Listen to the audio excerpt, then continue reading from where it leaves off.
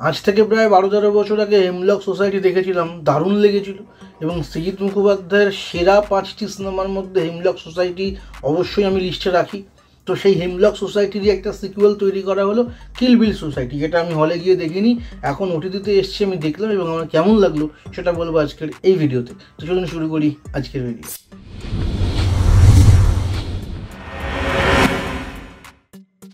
প্রথমেই বলতে হয় যে হেমলক সোসাইটির মধ্যে যতটা হিউমার ছিল, কিল বিল সোসাইটিতে তার 25%ও অ্যাচিভ করা যায়নি, বাট ওই রকমই 25% অবধি অ্যাচিভ করা গেছে। প্রথম দিকে কিল বিল সোসাইটি বেশ ভালোই এগোচ্ছিল, গল্প দারুণ হচ্ছিল, তারপর ধীরে ধীরে গল্পের ফ্লো নষ্ট হয়। আমার মনে হয় যেন আমি একই জিনিস রিপিটেটিভ দেখছি, মানে এই জিনিসটাকে 40-45 মিনিটের মধ্যে শেষ করে দেওয়া যেতে পারতো, যেটাকে অকারণে টেনে প্রায় 2 ঘন্টা করা হয়েছে, যার কোনো অর্থ নেই, কোনো মানে নেই।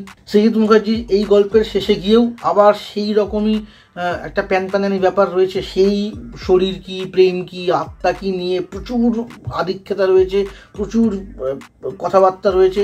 সেটা হয়তো একটা 13-14-15 বছরের কিশোরীর ভালো লাগতে পারে, আমার তো ভালো লাগেনি। আমার মনে হয়েছে বড্ড বেশি প্যান ঘ্যান ঘ্যান করছে।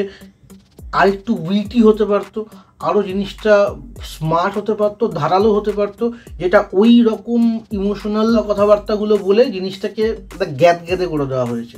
অভিনয়ের দিক থেকে বললে প্রত্যেকের অভিনয় খুব ভালো, বিশেষ করে কৌশানী কিন্তু নজর কাটছে। কৌশানীর বহুরূপী দেখলাম, ওটিটিতেই দেখলাম, বেশ ভালো লেগেছে। কেমন লেগেছে সেটা ভিডিওতে বলবো, অন্য একটা ভিডিওতে। এখানেও পরমব্রত ভালো অভিনয় করেছে। সন্দীপ তার খুব বেশি কিছু করার ছিল না। আমি ট্রেলার দেখে ভেবেছিলাম হয়তো একটা কোনো ত্রিকোণ প্রেম কাহিনী দেখবো। ত্রিকোণ প্রেম কাহিনী এই গল্পেও ছিল, কিন্তু সেটা অন্য অ্যাঙ্গেল থেকে ছিল।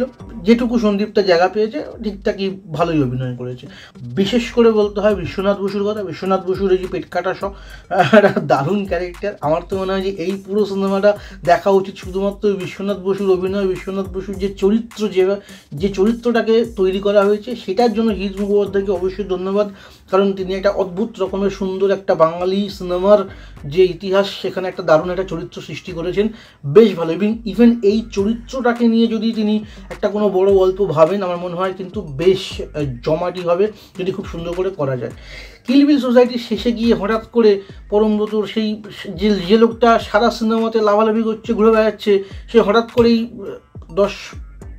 5 মিনিটের মধ্যেই বিছানায় কি করে কাঁদতে শুরু করলো বুঝতে পারলাম না। মানে হঠাৎ করে এত বড় শিফটটা কি করে হলো, আই ডোন্ট নো। আমার ভালো লাগেনি শেষটা। তবে শেষেরও যে একটা শেষ আছে, একদম লাস্ট সিনটা, সেটা খুব মজার লেগেছে, বেশ ভালো লেগেছে।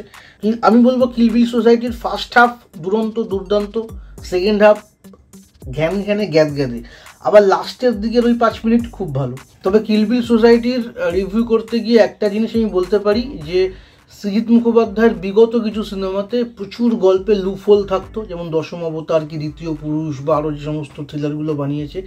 এই কিল বিল সোসাইটিতে কিন্তু সেরকমভাবে কোনো লুফোলস নেই, অর্থাৎ গল্পটাকে খুব সুন্দর করে সাজানো হয়েছে। একটা জায়গা ছাড়া, যখন ওই ফার্স্ট ওদের আলাপটা হয় কৌশানী এবং পরমব্রতর, সেই আলাপটা যেভাবে হচ্ছে এবং পরে যখন ফ্ল্যাশব্যাকে ওই আলাপের ব্যাক হিস্ট্রিটা দেখানো হচ্ছে, তখন মনে হয় কোথাও একটা টাইম ফ্রেমের গণ্ডগোল আমার লেগেছে।